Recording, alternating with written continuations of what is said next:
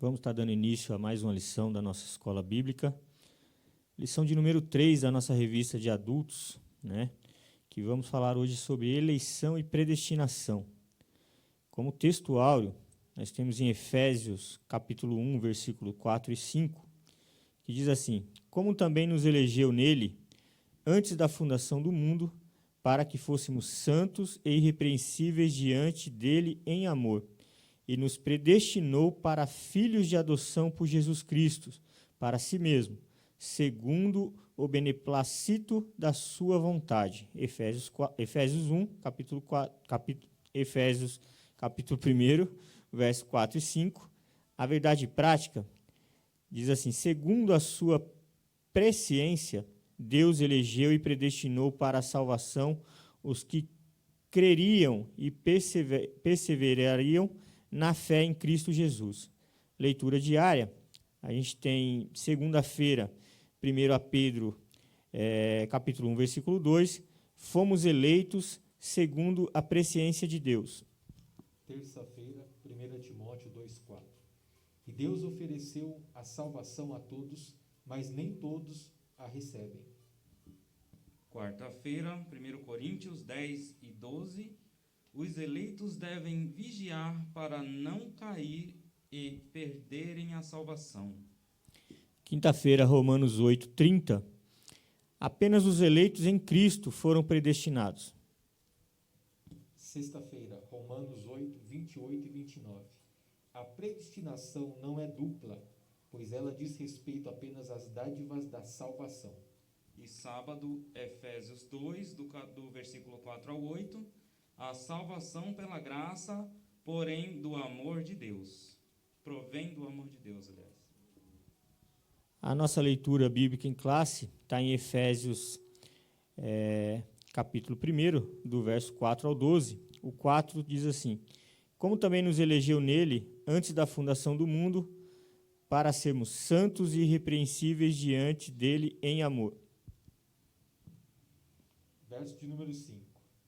E nos predestinou para filhos de adoção por Jesus Cristo, para si mesmo, segundo o beneplácito de sua vontade. Verso 6. Para louvor e glória da sua graça, pela qual nos fez agradáveis a si no amado. Verso 7. Em quem temos redenção pelo seu sangue e remissão das ofensas, segundo as riquezas da sua graça. Versículo de número 8. Que ele tomou abundante para conosco em toda sabedoria e prudência. Verso 9. Descobrindo-nos o mistério da sua vontade, segundo o seu beneplácito, que propusera em si mesmo. 10. De tornar a congregar em Cristo todas as coisas, na dispensação da plenitude dos tempos, tanto os que estão nos céus como os que estão na terra. Versículo de número 11.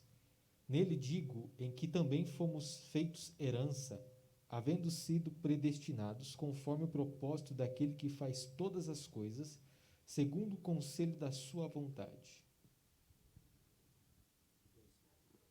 O verso 12. Com o fim de sermos para louvor da sua glória, nós, os que primeiro esperamos em Cristo. Então, nós temos como objetivo geral dessa lição informar que Deus soube de antemão, por meio da sua presciência, quais pessoas creriam e que em Cristo seriam predestinadas a receber bênçãos espirituais, né? Nós temos alguns objetivos específicos, que é, primeiro, esclarecer a diferença bíblica entre eleição e predestinação, explicar como ocorreu a eleição divina desde antes da fundação do mundo, constatar que a predestinação bíblica retrata as bênçãos concedidas aos eleitos. Então nós vamos dar início aqui a essa aula e nós vamos entrar aqui na introdução, que diz assim: a eleição e a predestinação são termos importantes na compreensão da doutrina da salvação. Esses vocábulos ligados entre si elucidam o plano divino de salvar os pecadores. Então, nesta lição, abordaremos os conceitos bíblicos e a interpretação pentecostal referente à eleição e à predestinação. Nós temos aqui como nosso ponto central, que vai dizer assim: a eleição é segundo a presciência de Deus.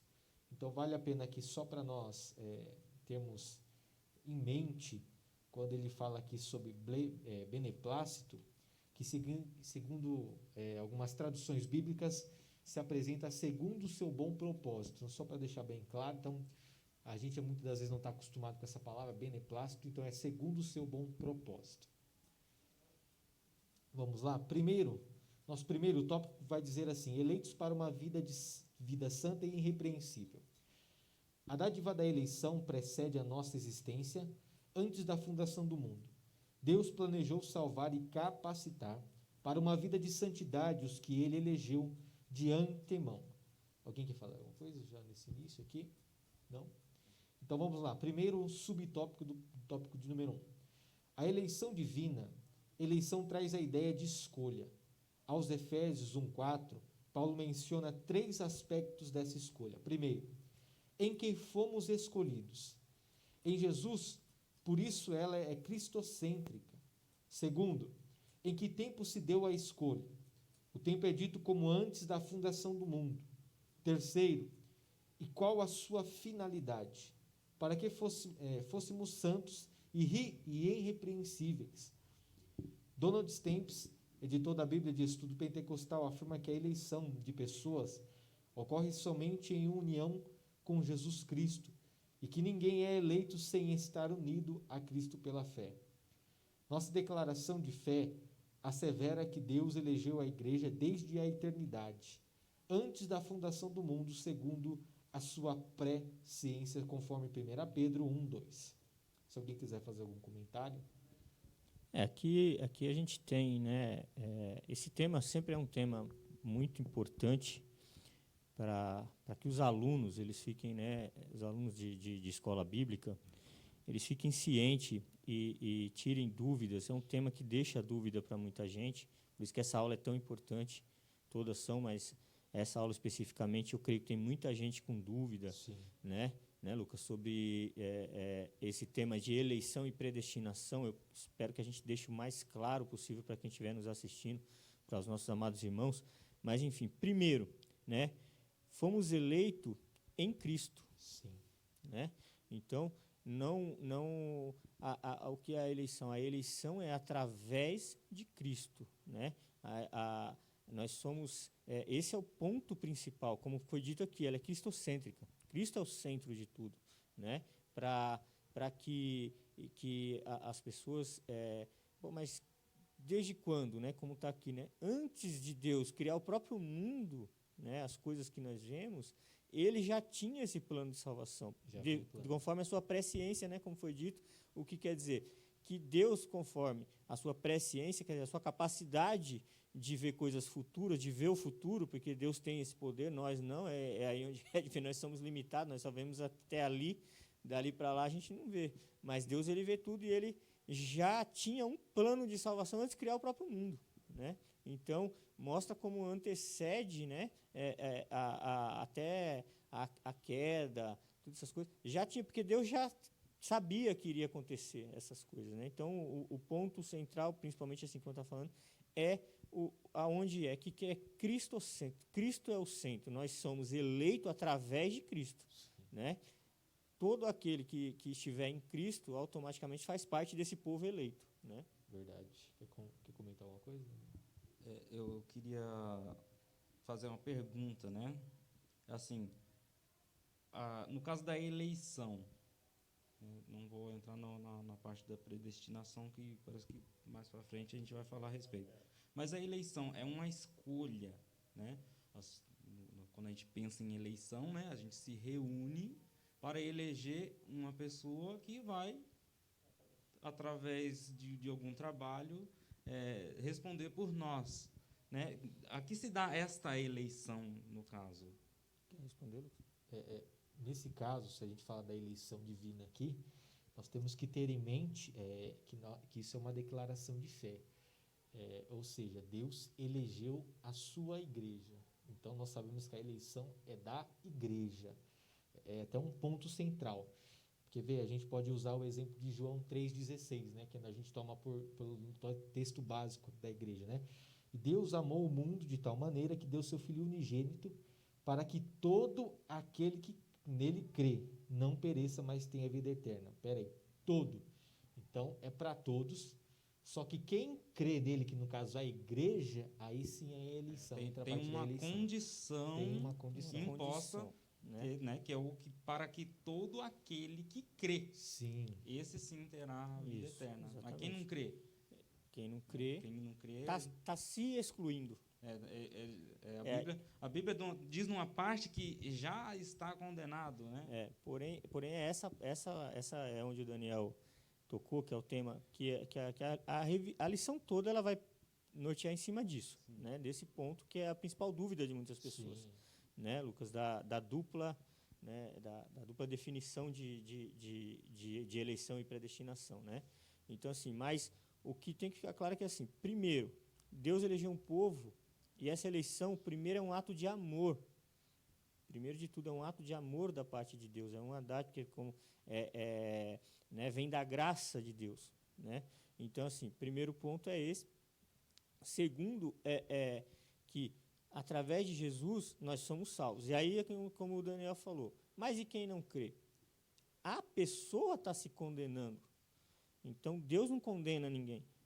Está entendendo? Sim. Então, esse é o grande mistério, né, dessa questão de eleição e predestinação. Ninguém é obrigado a aceitar este regime, né? Sim. É o que eu até comentei no domingo passado. Nós estamos dentro do reino de Deus. Só que ninguém é obrigado a adentrar o reino de Deus. É uma escolha que você mesmo vai fazer. E tudo vai entrar condições, né? Por exemplo, se a gente voltar aqui na introdução, ele vai falar sobre a doutrina da salvação. Então, o que seria essa doutrina da salvação? A gente pode usar por base que, dentro da doutrina da salvação, a gente tem alguns aspectos, por exemplo, o aspecto instantâneo e o progressivo. O que é o instantâneo? Vamos supor, a justificação. A gente tem por base aqui Romanos 5:1, até fiz questão de anotar.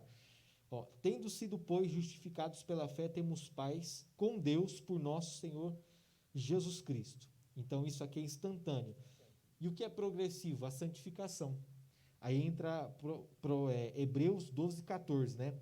Seguir com paz a todos e a santificação sem a qual ninguém verá o Senhor. Então, vai entrar nos aspectos da doutrina da salvação, que também, querendo ou não, entra nas condições da eleição, né? Vamos lá? Nosso segundo subtópico vai entrar naquilo que a gente já acabou entrando aqui também comentando, as condições da eleição. A Bíblia de Estudo Pentecostal ensina que a eleição para a salvação em Cristo é oferecida a todos, conforme João 3,16, 1 Timóteo 2, do 4 ao 6, e torna-se uma realidade para cada pessoa de acordo com o seu prévio arrependimento e fé, conforme 2:8 e 3:17. Entretanto, esse meio não é meritório, e ninguém pode cumpri-lo sem a graça de Deus. Desse modo, fomos eleitos por iniciativa divina, por causa da graciosa obra de Cristo, e não pelas obras, conforme o capítulo 2, do verso 8 ao verso 9. Alguém quer comentar alguma coisa sobre as condições aqui da eleição? Eu gostaria meio de resumir, né? Sim. As condições, elas basicamente são duas, né? Arrepender-vos e credes. Sim. Né? Então,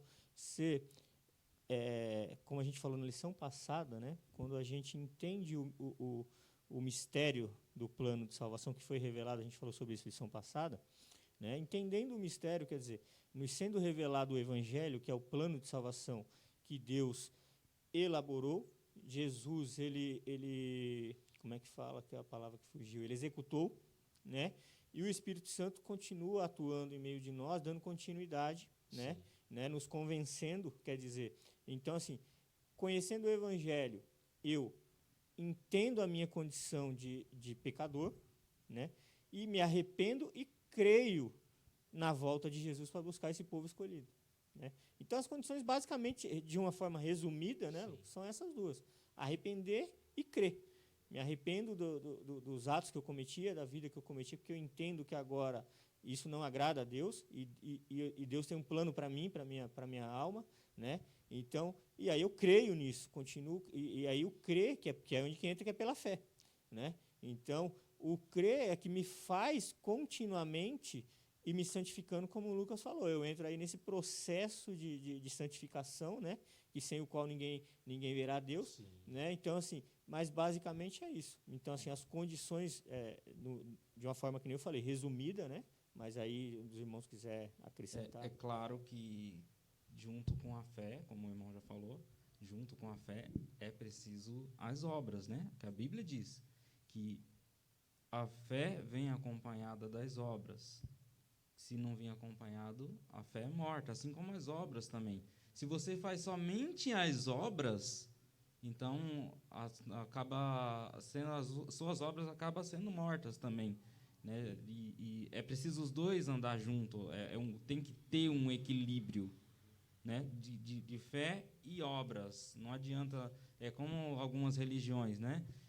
Acaba ajudando muitas pessoas, muitos donativos, muitas ajudas no geral, né? Levam marmitas, levam roupas, levam calçado, meia, mas não tem a fé necessária para a salvação. Correto? Esse ponto também que o Daniel tocou, um ponto bem interessante, né? Porque assim, a Bíblia diz que a fé sem obras é morta, no sentido que as obras testificam nossa fé. Sim. Entendeu? Porque senão, a gente tomar cuidado, porque senão as pessoas que não têm o conhecimento correto começam a entender que obras é uma condição, e não é. A fé é a condição. As obras testificam a sua fé. Verdade.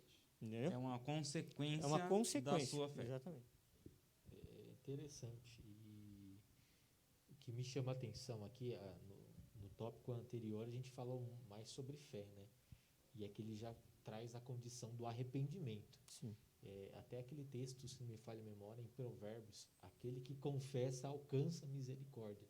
Então nós temos que ter por base que nós precisamos sempre ter o arrependimento enclausurado na nossa vida. Sem arrependimento não há como nós alcançarmos o plano e o projeto de Deus de salvação para nós, né? Nosso terceiro subtópico aqui, uma vida santa e irrepreensível. Paulo, ele enfatiza que a eleição tem a finalidade específica de sermos santos e irrepreensíveis diante dele. Nesse aspecto, o vocábulo grego ágios, santo significa separado do pecado, né, conforme 1 Pedro do 1, verso 15 e 16. O adjetivo grego amamos, irrepreensível, expressa algo sem defeito ou inculpável, conforme Filipenses 2,15. Os termos apontam para a santificação, isto é, o mais alto padrão ético e moral de vida para agradar a Deus, que nos elegeu em Cristo, conforme o capítulo 5, o verso de número 1 até o verso de número 3. Se alguém quiser fazer algum comentário em cima. Mas o que me chamou a atenção aqui nesse subtópico é que quando nós falamos de vida santa e irrepreensível, olha só, né? São santos, mas não são perfeitos. Que interessante é isso, né? A gente pode usar até por base para termos um melhor esclarecimento aqui, Efésios 4,12, né? Se a gente olhar o verso 11, nós vamos ver aqui os ministérios que Deus entregou ao homem. Porém, no 12, ele vai dizer assim, querendo o aperfeiçoamento dos santos, para a obra do ministério, para a edificação do corpo de Cristo. Então, volto a dizer assim, são santos? São, mas não perfeitos. Então, é um processo de santificação, de aperfeiçoamento, todos os dias. Hoje mais santo do que ontem, e amanhã mais santo do que hoje. Então, eu sempre vou buscando o aperfeiçoamento em Cristo Jesus. Tem que falar alguma coisa? Vamos lá. Vamos seguir. Bom, só reforçando, né, em cima do que o Lucas falou, essa questão da santificação contínua, né, o que a gente pode entender, né, que é um ponto também interessante, porque muitas pessoas às vezes têm uma dificuldade específica e tem dificuldade, né, Lucas, de um vício, né, a pessoa vem, né, como a gente falou, vem à igreja, né, começa a entregar a sua vida ao Senhor, entrega a sua vida ao Senhor, mas começa, né, o caminho, né, a peregrinação do Evangelho aqui na Terra, né, e tem as dificuldades e muitas vezes começa até a pensar em desistir. Por quê? Porque às vezes não entende que essa perfeição ela é buscada, ela é agalgada a cada dia, né? E como a gente falou, para alguns, cada um é no seu tempo, né? Cada um tem o seu tempo como diz, há tempo determinado para todas as coisas. E onde eu quero chegar é assim, que às vezes as pessoas pegam esse ponto de que nós temos que ser santos, separados, e não entende o processo de aperfeiçoamento, como falou, somos santos, mas não somos perfeitos. Parece contraditório, né?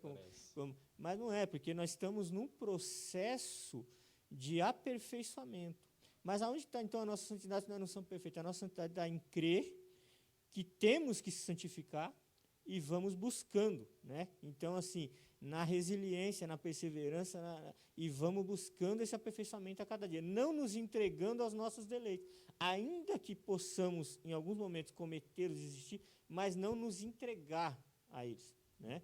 Então, isso é bem interessante, que a gente vá se esforçando e clamando ao Senhor, aonde aquele ponto específico, né, onde a gente tem mais dificuldade, que a gente não consegue, quando a gente vê que não fez de novo, falou um palavrão, né, respondeu com um tom que não devia, enfim, cada um na sua dificuldade, né, mas que assim, rastejando aos pés do Senhor, como se assim, eu não abandono, eu estou aqui, eu sei que ainda sei que, mas quero, o que não pode é isso, se acomodar no meu erro, eu não consigo mesmo, que é o que muitas vezes acaba acontecendo para pessoas se desviarem, né? Eu não consigo mesmo, não consigo abandonar isso, vou me entregar, né? Vou me entregar para o mundo, vamos dizer assim, as suas vontades carnais e assim vai. Então, é um processo de aperfeiçoamento.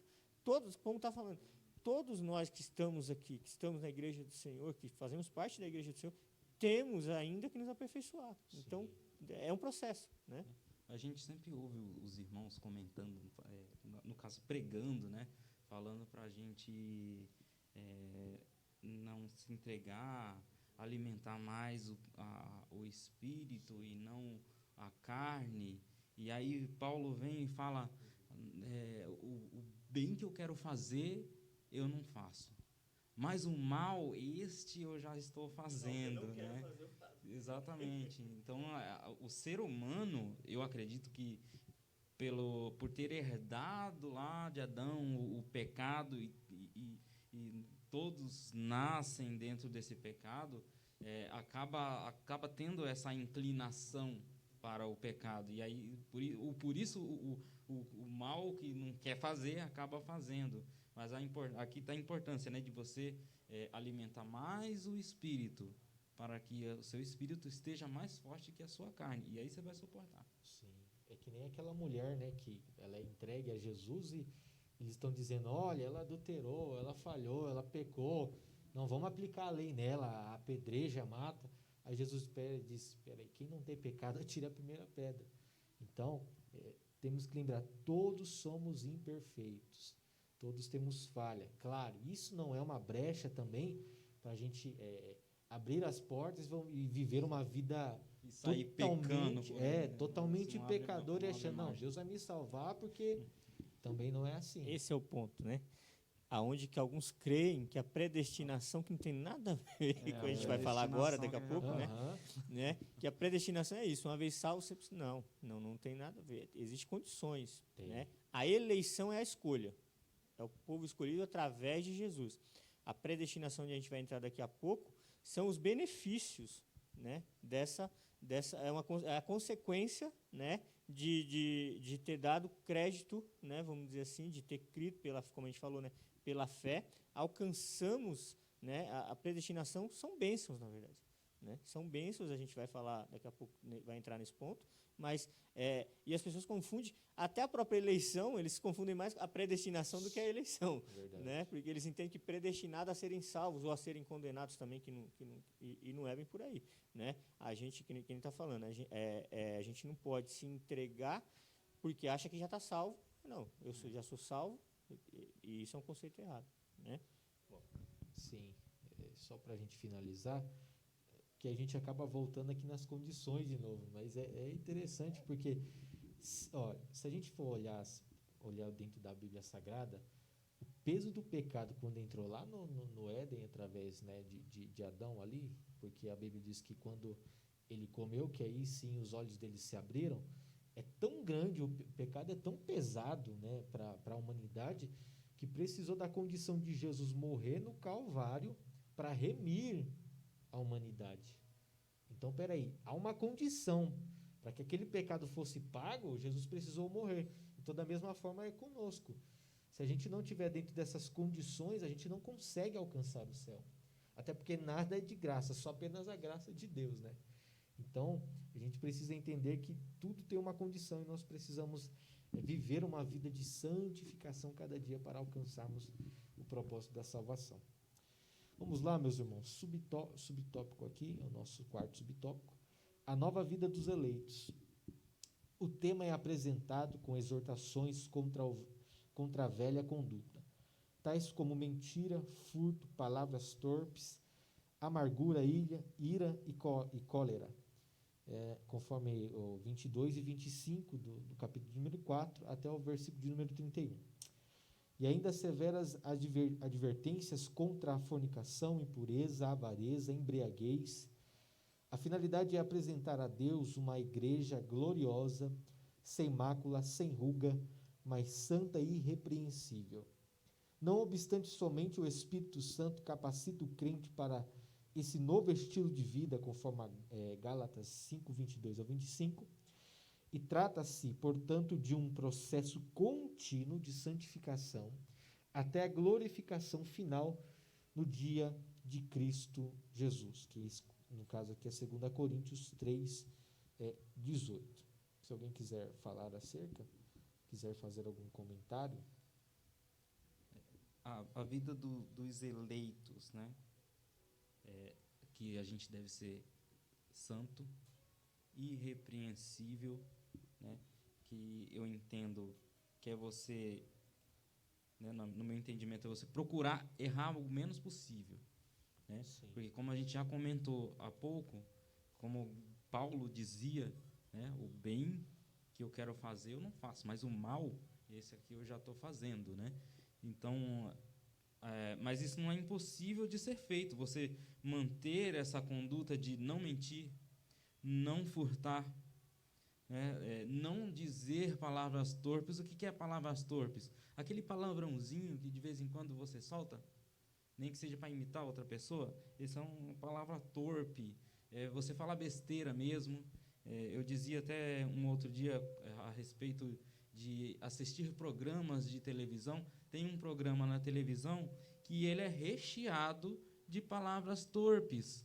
E isso, o crente, no meu entendimento, o cara que quer ser santo, que quer ser irrepreensível, não pode assistir aquele programinha do SBT no final da noite, né? Porque ali está cheio de palavras torpes, cheio de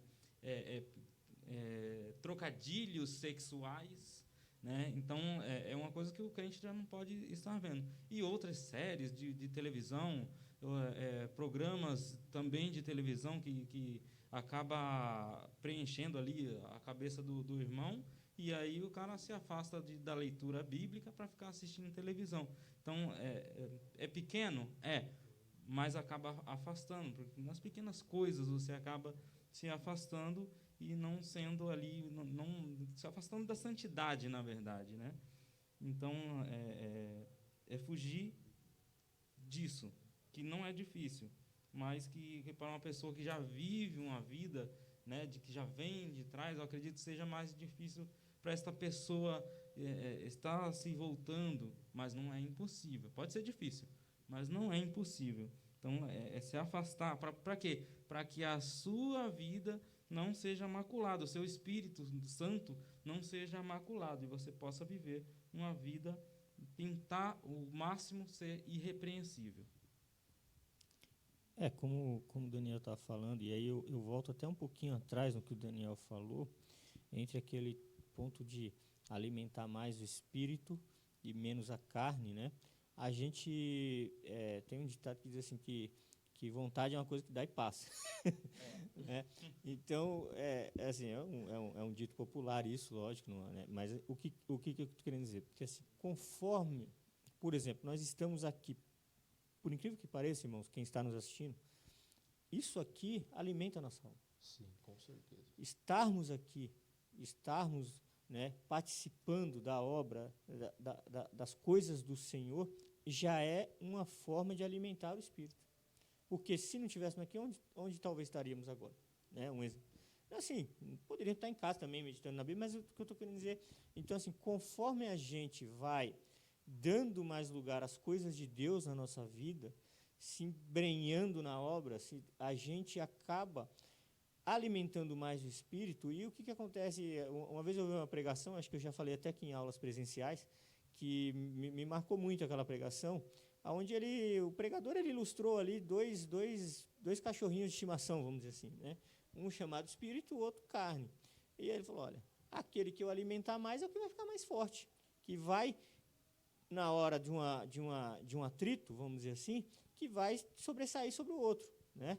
Então, quando a gente vai alimentando mais o Espírito, com louvores, com leitura, com participação na obra, seja qualquer coisa que a gente faça na obra do Senhor, isso alimenta o nosso Espírito e vai aos poucos, mesmo como a gente falou, nos tirando espaço daquelas vontades, daqueles desejos de fazer outras coisas, né? Então, o que eu estou querendo dizer assim, é uma ótima forma, uma ótima ferramenta, né, de a gente conseguir chegar, né, no ponto onde que buscamos de amadurecimento espiritual e principalmente me fugiu a palavra, mas de santidade, né, de processo de santidade. Então, assim, dessa forma, o que a gente vai vendo? Os desejos, eles vão, por certas coisas que não agradam a Deus, eles vão diminuindo, porque a nossa mente está tão voltada nas coisas e tão deleitosa nas coisas do Senhor, que a gente acaba, assim, sufocando o outro, né? É isso que fala, entre alimentar mais o Espírito e a carne. Quanto mais você se aprofunda em Cristo, no Espírito Santo, mais você deixa aquelas coisas. Mais ele se revela. E vai ficando agradável, né? É o caso da oração. Isso. A gente, quando entra na oração, quando está começando, digamos, me converti agora, estou começando agora, né? Quando a gente começa a orar, você ora 2 minutos ali e já não tem mais palavras. Aí quando você vai continua praticando e orando, você vai começando a lembrar de fulano, do ciclano, do beltrano, quando você pensa que não, já passou 2 horas. E o interessante da oração que o Daniel tocou, eu acho muito legal, porque assim, é como tudo. É dar o passo de ajoelhar. Parece uma coisa. Eu vou orar, aí toma um café, aí quando vê que não, o bendito celular se mexe, e você não dá, mas a hora que nem você falou, a hora que você dá aquele passo, que você começa a falar com Deus, quando você vê que não, comigo acontece direto de eu perder a hora, eu estou saindo para trabalhar, ajoelho para orar, quando eu estou atrasado, eu tenho que parar a oração, mas assim, se você dá esse primeiro passo, sempre eu digo isso, né? Um passo que a gente dá em direção a Deus, ele corresponde imediatamente. Sim. Seja numa oração, seja, que nem eu estou falando, em vir ao culto, quantas vezes a gente não ouve, né? Testemunhos ou pregações, às vezes... irmãos que tem oportunidade de falar, irmão, eu estava para sair, chegou uma visita, né? Quer dizer, querendo impedir aquele teu passo, né? Então, mas assim, quando a gente vem, e aí quando a gente está aqui, às vezes está em casa, estou cansado, mas depois que chega, quão gostoso é cultuar, né? E a visita não quer vir para a igreja. Né? Mas enfim, né? É esse ponto de dar esse passo em direção às coisas do Senhor, né? Porque o inimigo, ele luta. A Bíblia diz que ele é como um leão bramindo ao nosso derredor. Sim. Tudo que ele quer é que a gente não dê esse passo. Seja o passo para orar, seja o passo para vir ao culto, seja o passo para ver um ensaio, né? Uma aula de EBD, né? Enfim, tudo que a gente faz para a direção de Deus, o inimigo das nossas almas sabe que tem uma correspondência imediata da parte do Senhor, e nós desfrutamos disso que na presença do Senhor. Então é que nós falando do culto, a gente vai dizer, estou cansado, né? Eu vejo o Daniel às vezes vem do trabalho direto, cansado, a vontade é ir para casa, mas aí às vezes fala, não, eu vou para... E aí depois que a gente chega aqui, começa a ouvir uma palavra, começa a ouvir um louvor, a gente dá glória porque está aqui, né? É verdade. E só para a gente finalizar aqui, então, esse tópico, esse subtópico, na verdade, nós falamos de nova vida, falamos de mudança, né? E só para termos base aqui, 2 Coríntios 5,17. Assim que, se alguém está em Cristo, nova criatura é. As coisas velhas se passaram e eis que tudo fez novo, ou se fez novo. Ou seja, é mudança, né? É algo diferente que nós iremos viver. E dentro desse verso que você citou, tem uma palavrinha que pode resumir tudo, né? Renúncia. Verdade. É você renunciar. Vamos lá? Nós estamos agora partindo para o segundo tópico, predestinados para os filhos, predestinados para os filhos de Deus, não, filhos de adoção, tá? Então, novamente, eu vou ler, como eu gaguejei aqui bastante, predestinados para os filhos de adoção. A palavra predestinar mostra que o destino dos eleitos foi na eternidade. Subtópico de número 1. A predestinação, o termo grego é proorizo, traduzido como predestinar, é formado pelo vocábulo orizan, que significa determinar, e pela preposição pro, que indica algo feito antes, ou seja, predestinar, significa literalmente determinar antes. A Bíblia de Estudo Pentecostal, gente, eu vou abrir só um parênteses aqui, porque em vários subtópicos ele diz acerca do pentecostal, tá? Então isso aqui é uma linha teológica nossa que a gente segue, como foi dito lá nos primeiros tópicos acerca da forma pentecostal, então uma linha de raciocínio teológico que nós seguimos. No caso aqui, nós usamos sempre por base aqui, vale até citar a revista da CPAD, Casa Copiadora das Assembleias de Deus. Então, uma linha teológica que nós seguimos. Só para deixar bem claro, como ele vai falando sempre dessa forma pentecostal, para nós entendermos um pouco melhor. A Bíblia de Estudo Pentecostal esclarece que a predestinação se aplica aos propósitos de Deus, inclusos na eleição. Que a eleição ela é a escolha feita por Deus em Cristo de um povo para si mesmo, e que a predestinação abrange o que acontecerá ao povo escolhido por Deus. Conseguinte, nossa declaração de fé ensina que a predestinação dos salvos é precedida pelo conhecimento prévio de Deus daqueles que, diante do chamamento do Evangelho, recebem a Cristo como seu Salvador pessoal e perseverem até o fim. Logo, foi a vontade de Deus reconciliar os pecadores e torná-los seus filhos. Aí uma pergunta que podemos até deixar aqui, né, gente, aquele que ainda não confessou a Cristo como seu Salvador, ele é filho ou é criatura? Essa é uma boa pergunta. Se vocês quiserem comentar em cima, gente, esse tópico aqui.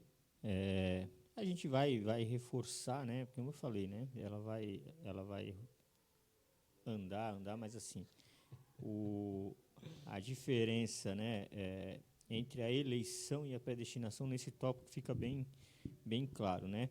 Que a eleição é a escolha, né? A eleição é a escolha que o povo escolheu para si em Cristo Jesus, né? Sempre através de Cristo, né?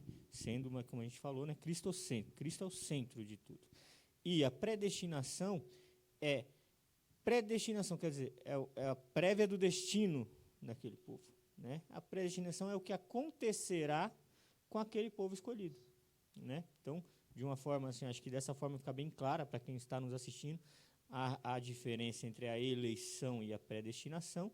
Eleição é a escolha, né? Como nós elegemos um candidato na época de eleição aqui, né, no nosso dia a dia aqui na nossa vida, né? Então o povo escolhe, o povo elege aquele fulano para ser seu representante, né? E aí a predestinação é o quê?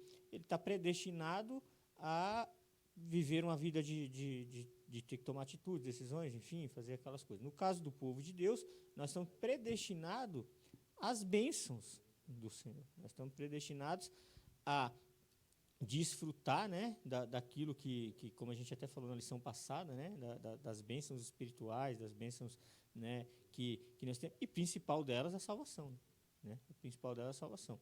Agora, você quer que No caso aqui, né, uma pergunta que eu deixei foi: quem ainda não serve a Cristo, ou seja, não confessou a Cristo como seu Salvador, é criatura ou é filho? Então, no caso, né, a gente, né, pautado aqui na própria lição e nas referências bíblicas, a gente sabe que quem ainda não reconheceu Jesus como Salvador, ele é criatura. Sim. Ele é criatura, né? Por quê? Porque é um dos pontos, das condições, né? Na verdade, é a principal condição. Não podemos dizer que é a única, porque às vezes as pessoas reconhecem, mas não perseveram na fé, né? Então tem esse ponto também que é muito, como a gente falou, reconhecer, né? Se a gente for falar de reconhecer, conhecer o próprio inimigo, ele reconhece a autoridade de Deus, né? Mas ele se rebelou contra, né? Então, assim, o que acontece? Reconhecer a Cristo é o primeiro passo, o mais importante, né, para poder se tornar filhos de adoção através de Jesus, né? Porém, a gente tem que entendemos e já falamos que temos que perseverar, porque aí entra a fé, né? Entender, eu entendi. Agora, a minha fé, que hoje nós temos o que através do Espírito Santo, né? Jesus foi, como falamos na lição passada, né, Lucas? Ele nos deixou o Espírito Santo como consolador, quer dizer, Jesus partiu e falou: opa, mas espera aí, mas eu vou deixar um fiador aqui, né, uma garantia, né, como a gente, né, viu na lição passada, né? E o Espírito Santo é que nos conduz a cada dia permanecer na fé, crendo, né? Crendo o quê? Na promessa. Quando fala de crente, está sempre falando o quê? Crer na promessa que Jesus deixou de voltar para buscar o seu povo, né? Verdade. Quer comentar? E a Bíblia ensina, né, lá no livro de Apocalipse, em algumas partes, no final dos capítulos, a Bíblia diz assim: ao que vencer, né, esse vai receber a coroa da vida, esse vai receber, né, os galardões. Mas é o que vencer, é o que chegar até o fim, né, aquele que realmente reconheceu Cristo como Salvador, como seu Salvador, né, e este sim foi até o fim, ali galgando, sim, passando pelas dificuldades, passando pelas provas, porque o crente também é provado. Engana-se aquele que acha que o cara que não é crente não é provado. Tem gente que acredite que o fato de estar numa determinada igreja e não vai pegar essa doença que tem assolado o mundo, né? No outro dia eu me encontrei com um irmão de uma outra congregação e ele criticou porque eu estava usando máscara, né? Ele tem a fé de que ele não vai pegar essa doença. Que Deus conceda a ele isso, né? Mas tem uma parte também, né? A Bíblia também diz que nós devemos obedecer às leis dos homens. E a lei do homem diz para a gente usar máscara, né? Tem um decreto que saiu que a gente precisa estar usando máscara em todos os lugares. Então, a obediência, né, também é um jeito de você agradar a Deus, né? Você obedecendo às leis dos homens, né? Então, um outro ponto que eu queria também falar a respeito ali da predestinação, né? Então, quer dizer que, como Deus já nos salvou, Ele já tinha um plano lá atrás para a nossa salvação, então nós somos predestinados a ser salvos. No caso, o que acontece é que a predestinação, se a gente for falar sobre predestinar, a igreja foi predestinada a ser salva. Então, desde o início, a igreja já foi predestinada a ser salva. Aí a questão da salvação é diferente. Sim. Até porque ela é individual. Exatamente. Até porque ela é individual, não é no coletivo. Exatamente. A igreja, se a gente for falar isso de uma forma, a igreja de Cristo é predestinada. Agora, quem vai é diferente. É isso que eu queria falar. A igreja de Cristo é salva. Mas quem é a igreja? A Assembleia de Deus? Ou as outras denominações? Não, a igreja, nós entendemos que a igreja somos nós, né?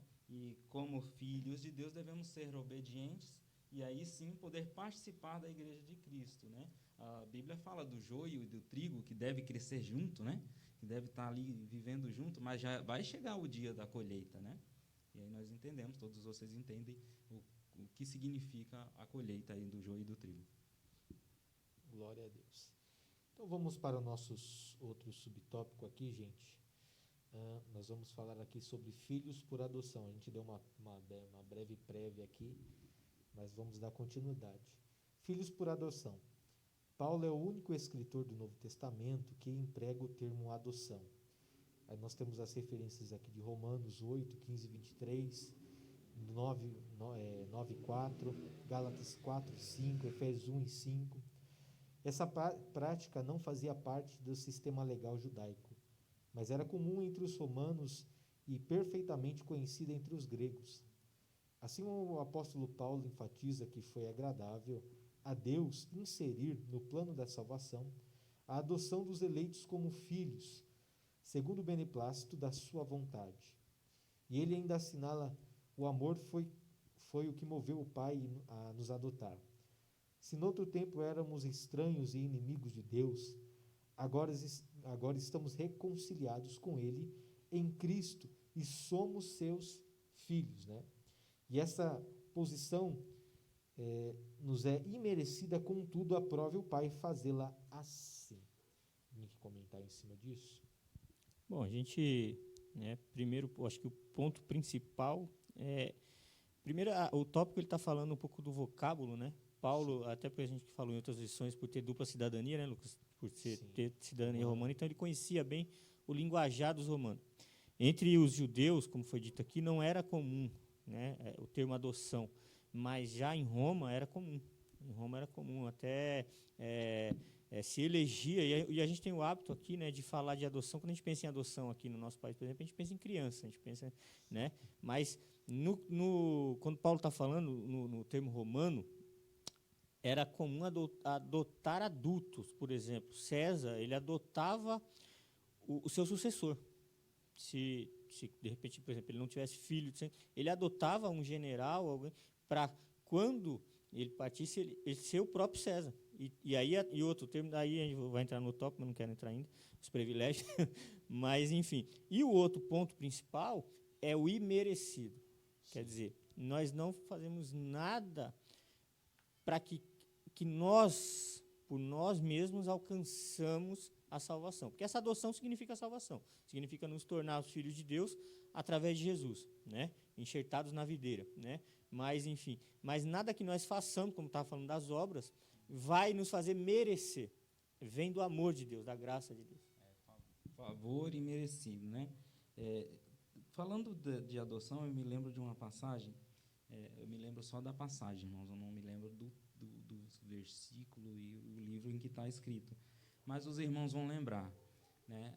Certa feita, uma mulher vinha gritando atrás daquela comitiva de Jesus. E ali os apóstolos, né, falavam: despede essa mulher, porque está gritando, está incomodando, isso aqui. E aí ela consegue falar com Jesus. E aí Jesus fala com ela: mulher, cabe a nós tirar da boca dos nossos filhos e dar aos cachorrinhos, né? E aí a mulher fala: mas, Senhor, também os cachorrinhos comem das migalhas que caem da mesa do dono, né? Então, esse texto reflete isso, né? A adoção, né? E ali Jesus foi bom com ela e deu o que ela queria, né? Através disso. Ou seja, até os gentios vão participar disso, né? Por quê? Porque foram adotados. Glória a Deus. Só para nós finalizarmos aqui sobre acerca de filhos por adoção, vale a pena nós citarmos aqui Marcos 16:15, né? E disse-lhes: ide por todo o mundo e pregai o evangelho a toda criatura. Para nós também traçarmos aqui João 1:12.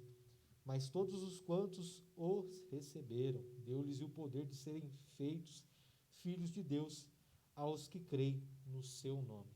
Então nós fechamos aqui acerca dos filhos por adoção.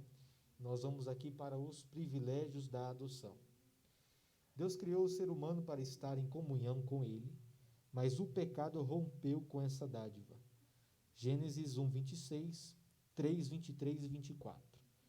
Entretanto, em Cristo, o Pai reconciliou-se com os homens, adotando os escolhidos. Nesse sentido, o apóstolo Paulo usa uma analogia da adoção na sociedade romana, em que o filho adotado recebia o direito ao nome e aos bens de quem o adotava. Igualmente, na filiação divina, Deus predestinou as bênçãos de um novo nome e de uma nova imagem, a imagem de Cristo aos eleitos.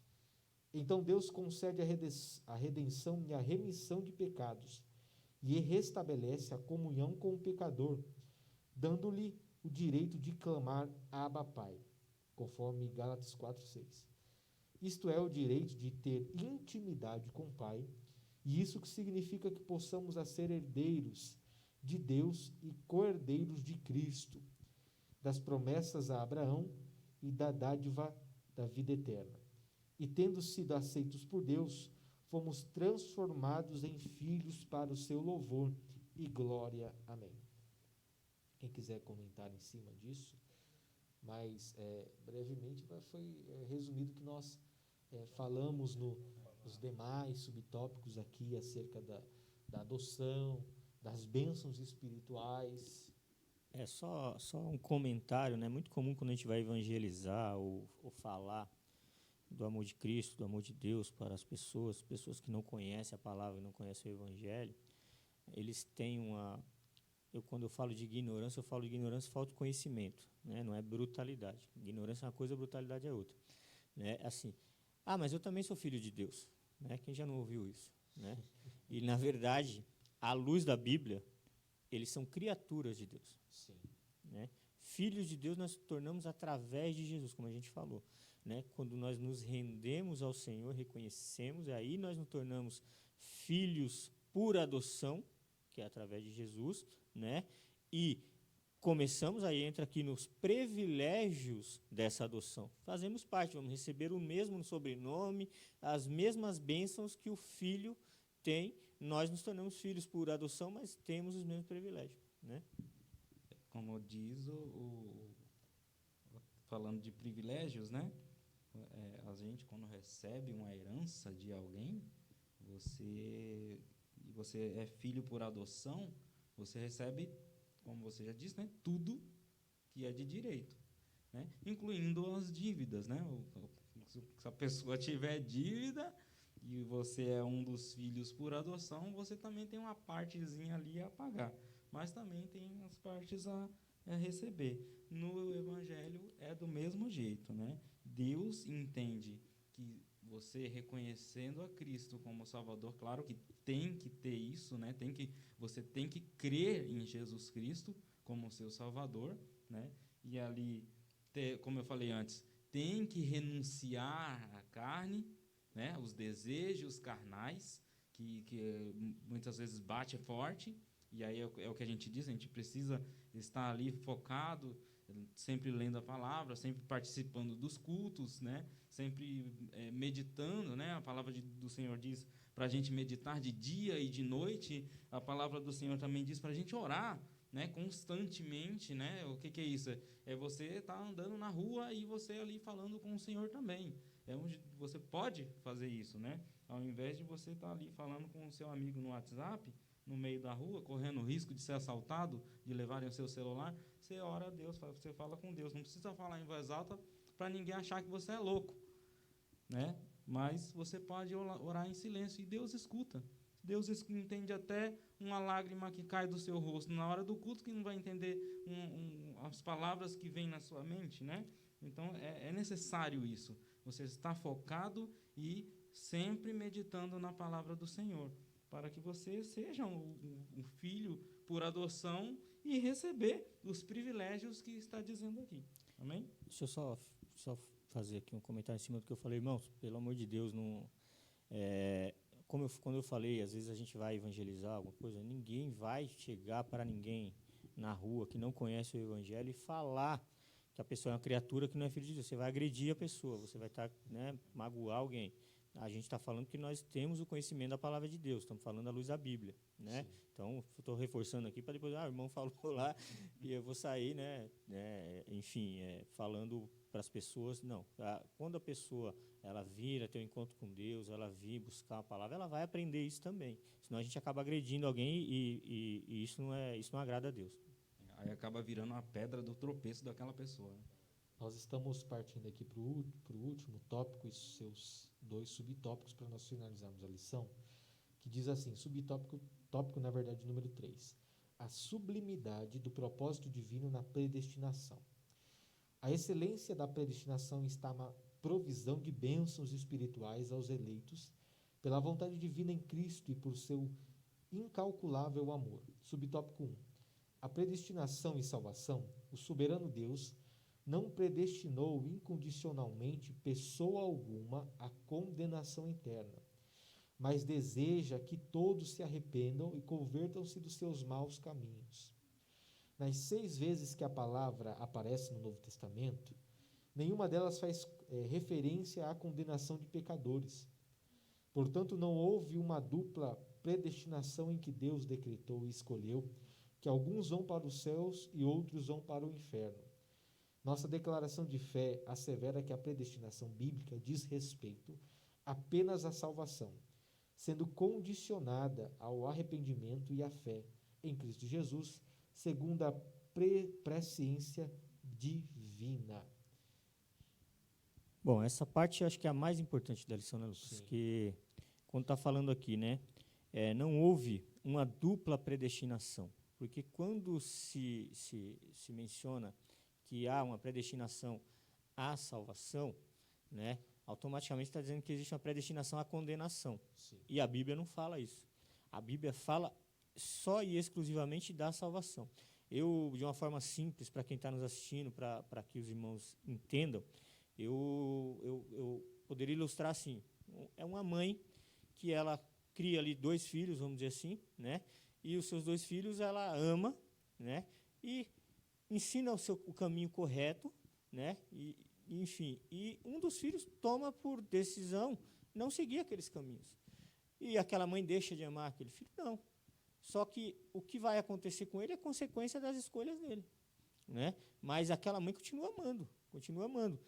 Então, como a gente falou, depende exclusivamente da pessoa. Como foi já dito aqui, o plano é para todos. Ide por todo mundo, pregar o evangelho a toda criatura. A gente leu quantos versos aqui, João 3,16, porque Deus amou o mundo de tal maneira. E assim vai ter tanta referência que tira qualquer dúvida de uma dupla predestinação.